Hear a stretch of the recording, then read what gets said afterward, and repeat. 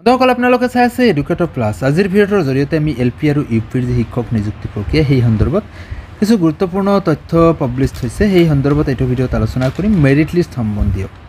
তো বন্ধুসকল ইতিমধ্যে মেৰিট লিষ্ট সম্বন্ধীয় এটি বহুত ভাল খবৰ এইটো ভিডিঅ'ৰ জৰিয়তে জনাবলৈ চেষ্টা কৰিম যে ৰাজ্যত ইতিমধ্যে দুটা পৰ্যায়ত এলপি আৰু ইউপিৰ যি শিক্ষক নিযুক্তি প্ৰক্ৰিয়া চলি আছে সেই সন্দৰ্ভত এটা বহুত গুৰুত্বপূৰ্ণ খবৰ এইটো ভিডিঅ'ত আমি আলোচনা কৰিম। প্ৰথম পৰা শেষলৈ ভিডিঅ'টো চাই যাব আৰু চেনেলটোত নতুনকৈ আহিলে নিশ্চয় ছাবস্ক্ৰাইব কৰি আহিব, কাষত থকা বেল আইকনটো অলপ সময় থাকি দিব, কাৰণ শিক্ষামূলক চাকৰি সম্বন্ধীয় আৰু বিভিন্ন বাবদবিলাক এই চেনেলৰ জৰিয়তে আপোনালোকৰ মাজলৈ তুলি ধৰাৰ চেষ্টা কৰা।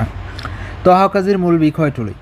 বন্ধুসকল ৰাজ্যত যি প্ৰায় 35,000 প্লাছ পোষ্টৰ এগেইনষ্টত এলপি আৰু ইউপিত যি বিজ্ঞাপন পাব্লিছ কৰিছিলে অসমত DWৰ ফালৰ পৰা, যিসকল আছিল ষ্টেট পুল কণ্টেক্সুৱেল আৰু SSC কণ্টেক্সুৱেলৰ যিসকল প্ৰাৰ্থী আছিল তেখেতসকলৰ বাবে এই বিজ্ঞাপন পাব্লিছ কৰিছিলে DWৰ ফালৰ পৰা, যিটো স্পেচিয়েল ৰিক্ৰুটমেণ্ট ড্ৰাইভ বুলি পাব্লিছ হৈছিলে 5/8/2024।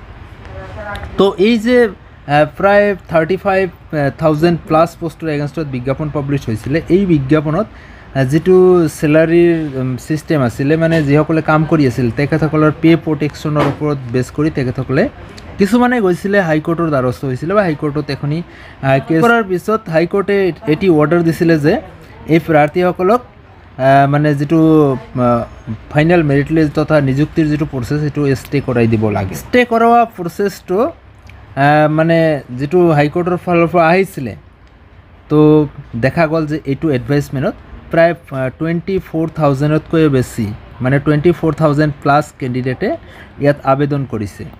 তো বেছি সংখ্যক প্ৰাৰ্থীয়ে ইয়াত আবেদন কৰিছে আৰু অৱশেষত যোৱাকালি অৰ্থাৎ 30 আগষ্ট 2024 হাইকোৰ্টৰ ফালৰ পৰা এটি নিৰ্দেশনা আহিলে যে এই যিটো ৰিক্ৰুটমেণ্ট প্ৰচেছ আছে এই ৰিক্ৰুটমেণ্ট প্ৰচেছটো পুনৰ কণ্টিনিউ কৰিব পাৰে।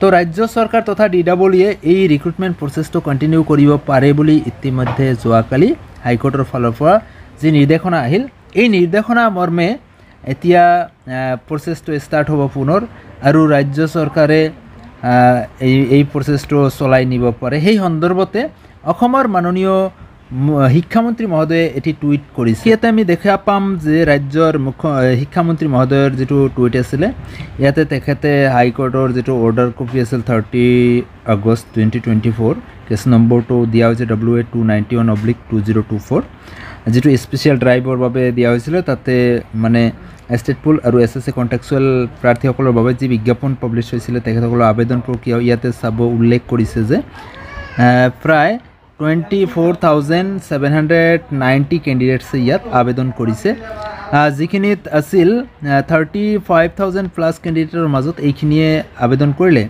আৰু ইয়াৰ বাবে এটি ভাল খবৰ টুডে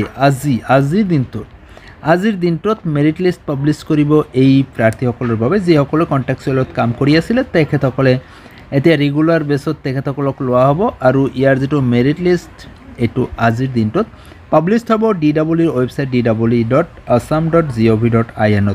তো বন্ধুসকল এই খবৰটো আজি আমি এইটো ভিডিঅ'ৰ জৰিয়তে আপোনালোকক জনাবলৈ চেষ্টা কৰিলোঁ। ভাল পায় নিশ্চয় এটি লাইক কৰিব, যিমান পাৰে বন্ধু বান্ধৱীলৈ শ্বেয়াৰ কৰিব, আপোনাৰ মতামতটো কমেণ্ট ছেকশ্যনত কমেণ্ট কৰি জনাবলৈ নাপাহৰিব।